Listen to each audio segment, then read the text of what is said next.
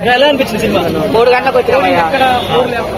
Book my షోలో ticket తీసేదంటే 3 గంటలకు వచ్చినా.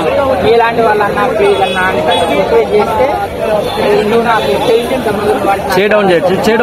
నా టికెట్ నువ్వు తీసుకొని పోతే తర్వాత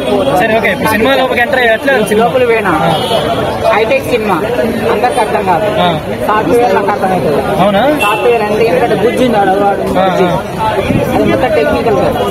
ఎందుకు సాఫ్ట్వేర్ లో వాళ్ళకి అర్థమవుతుంది అంటున్నానంటే అది కురుక్షేత్రమా మహాభారతమా భూలోకం అనేది నాకు అర్థం కాదు. ఎందుకంటే నేను సాఫ్ట్వేర్ ని కాదు. అటువంటి వాళ్ళు చూస్తే వాళ్ళు డిసైడ్ చేసి చెప్తే నాకు అర్థం చేసుకున్నాను.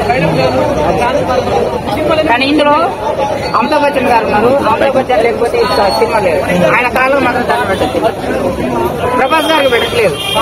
నాకు న్యాయం చేసినట్టు నాకు అనిపించలేదు. ఈ సినిమాలో ప్రభాస్ గారు ఈ సినిమాకి న్యాయం చేసినట్టు నాకు అనిపిస్తుంది. అమితాబ్ బచ్చన్ గారికి మాత్రం నమస్కారం చేస్తున్నా. ఆర్జీ గారు ఉన్నారు, ఎందుకు వచ్చినదో ఎందుకు పోయినదో. మన ఆయన రాజమౌళి గారు ఉన్నారు, ఎందుకు వచ్చినదో. కమల్ హాసన్ గారు ఉన్నారు.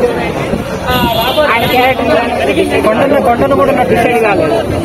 విజయ్ దేవరకొండ గారిని అర్జున్ పెట్టారు.